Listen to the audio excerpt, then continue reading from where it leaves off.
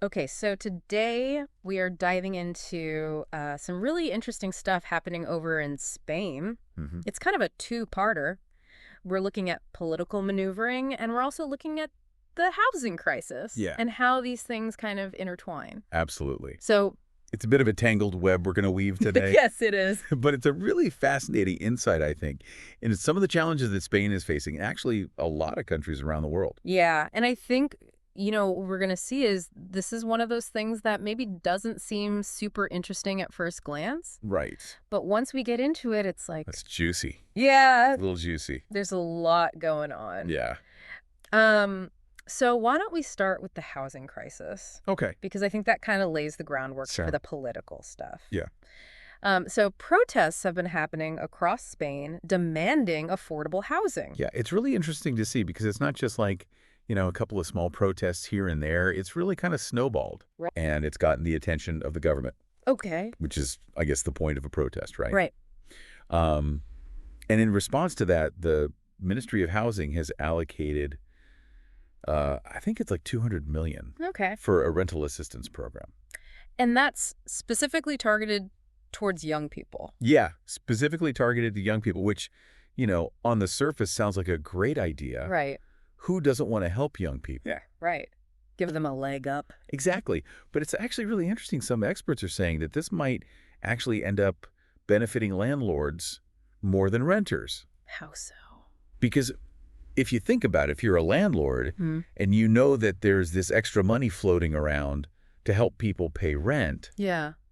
what's to stop you from just raising the rent? Oh, so it's just going to inflate the prices? Essentially. Yeah, it's kind of like trying to, it's a bit of a Band-Aid solution, I think. Right. So it's a really interesting kind of conundrum, and it'll be interesting to see how that actually plays out. Yeah. I mean, you see both sides of it. You can see where they're coming from. They're trying to do something Yeah. to alleviate this very real problem. Yeah, absolutely. The law of unintended consequences, right? Like, Right. economics is a funny thing. Exactly. Yeah. But yeah, it's definitely something to keep an eye on. Okay, so we've got the housing crisis kind of as the backdrop to all of this. Yes. Let's get into the political drama. Okay, let's do it. Because this is where it gets This is where it gets good. a little... Yeah, interesting. So the People's Party, or the PP, Okay. as they're known, are kind of turning up the heat on Prime Minister Pedro Sánchez, Okay. and specifically his wife, Begoña Gómez. What did she do? Well, that's the question, isn't it? Okay. So they are demanding that she appear before an investigative committee. And this all stems from her former role as director of an extracurricular program at Complutense University of Madrid. Okay, so extracurricular program. We talking like chess club? Yeah, exactly. Like we're talking, drama club, Okay. something like that. So what's the big deal? Well, the PP suspects that there may have been some financial irregularities, Ooh. some shady dealings going on behind the scenes. Okay. Now, it's important to remember at this point, these are just allegations. Sure. Nothing has been proven. Right. But you know how it is sometimes where there's smoke, Yeah, there's fire, or at least a whole lot of political posturing? exactly. Right. Yeah, and so how has the Socialist Party responded to this? Because I imagine they're not just going to take that. Oh, they did not take it lying down. Okay. Not a chance. They fired back with a countermove, calling for Madrid's president, Isabel Díaz Ayuso, Okay. who happens to be a PP member, to appear before the committee as well. Oh, interesting. Yeah. What's their reasoning there? So their reasoning is that Ayuso herself is an alumnus of Complutense University. Uh-huh. And they're saying, she might have some inside knowledge about this program. Oh, very So interesting. it's a bit of a political standoff. Yeah, tit for tat. Exactly. Right. You want to investigate us? We'll investigate you. Okay, so it seems like we've got some political maneuvering happening. Yeah. Obviously, there's something going on at Complutense University.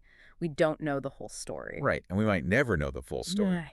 That's the thing with these things. Exactly. And that's kind of how politics works sometimes. Exactly. But this isn't just some isolated incident. This is happening against the backdrop of what you were saying earlier, this really divided Spain. Absolutely. And I think that's what makes this even more fascinating, Okay. is that we've got this kind of backdrop of a country that's already politically fractured. Yeah. And then you have this kind of scandal erupting. Right. And it's like, how is this going to play out? Right. How do these things Play together. And, just to give a little bit of context, the ruling coalition, which is made up of the PSOE and Sumar, Okay. they're trying to walk this really fine line Right.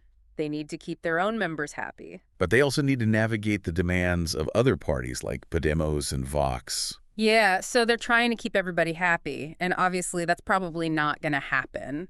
It's like herding cats. Yeah.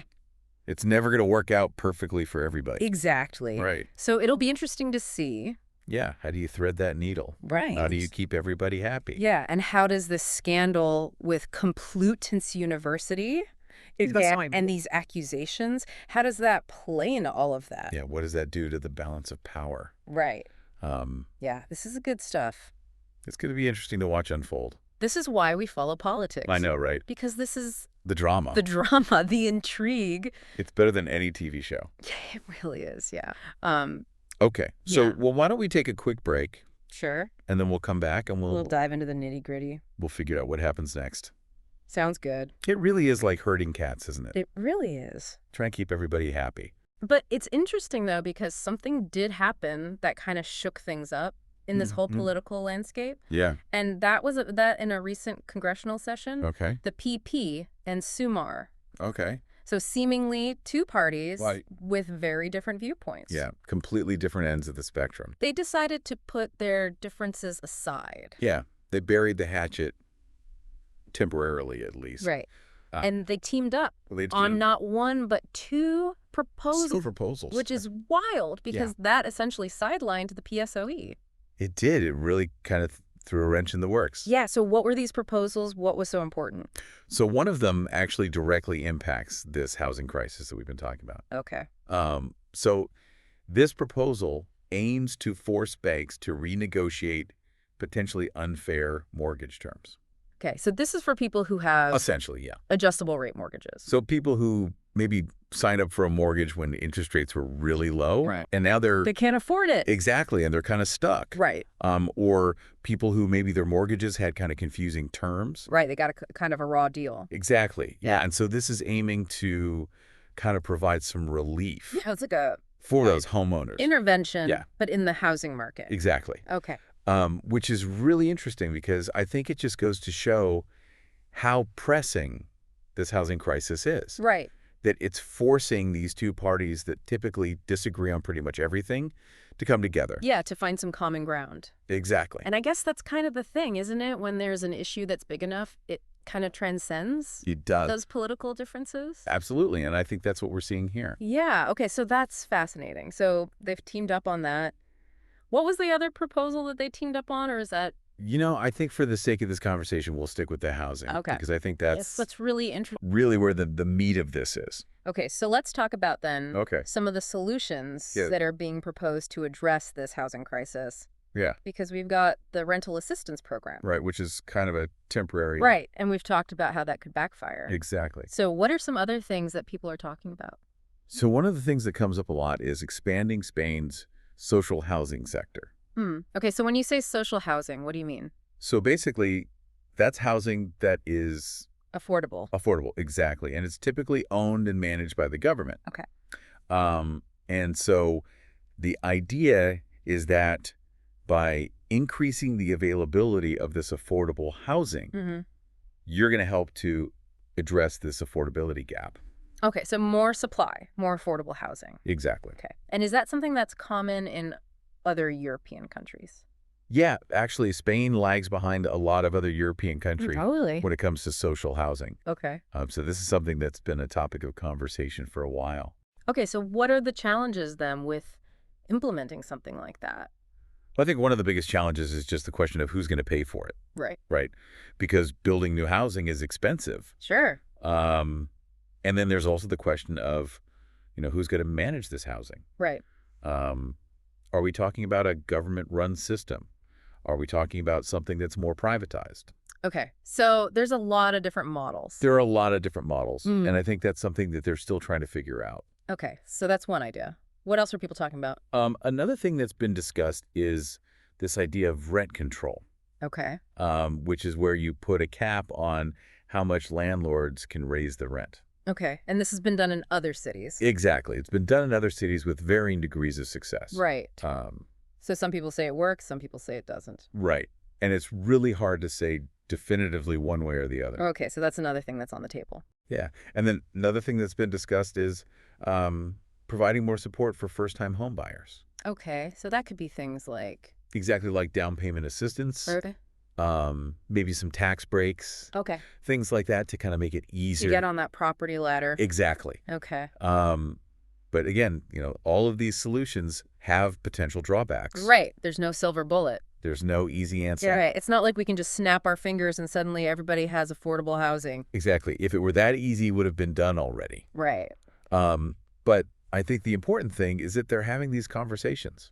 Okay, so it seems like there's a lot of different ideas Yeah, being thrown around, absolutely. and it's going to be interesting to see Yeah, what they actually decide to do. what they land on. Because obviously they can't do everything. Right. So they're going to have to kind of weigh the pros and cons of each of these proposals. Exactly. And I think that's where the political maneuvering Comes back into play. because they're going to have to decide which of these is the most politically viable. Exactly. Yeah.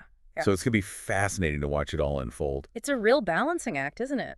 It is. And I think, one of the things we haven't even touched on is the kind of social and environmental impacts of all of this as well. Right, because it's not just about building houses, right? Exactly. It's about building communities. Right. And so you have to think about, where are these houses going to be built? Right. Are we just going to create more urban sprawl? Exactly. Are we going to contribute to, climate change by building in areas that are not sustainable? Yeah. So there's just so many different factors to consider. It's like a ripple effect. It is. Every decision has all of these consequences. And I think that's what makes this so interesting. Yeah. Is that it's not just a simple equation of supply and demand. Right. It's not just about economics. It's about people. It's about politics. It's about the planet. Yeah. It's about all of these things intertwined. So as we kind of come to the surface of this deep dive, what are some of the key takeaways that you really want our listeners to remember? I think the biggest one is that there are no easy answers. Right. If there were, we wouldn't be having this conversation. Right. This would have been solved a long time ago. Exactly. Yeah. And I think it's really easy to get caught up in, the political back and forth and the blame game. Yeah. But at the end of the day, this is a really complex issue with no easy solutions. Yeah. And I think what's hopeful, though, is that they are having these conversations. Absolutely. That there are all of these different ideas on the table. And, who knows what they'll land on, but at least they're talking about it. Exactly. And I think that's really all we can ask for, is that our leaders are engaging with these issues. Right. And trying to find solutions that work for everybody. Really. Well, this has been fascinating. It has been a really interesting deep dive. It has. I've learned a lot. Me too. And I'm sure our listeners have as well. So thank you so much for joining us. Thanks for having me. And taking this deep dive with us. And to our listeners out there, thank you for listening. And until next time, keep exploring, keep learning, and keep diving deep.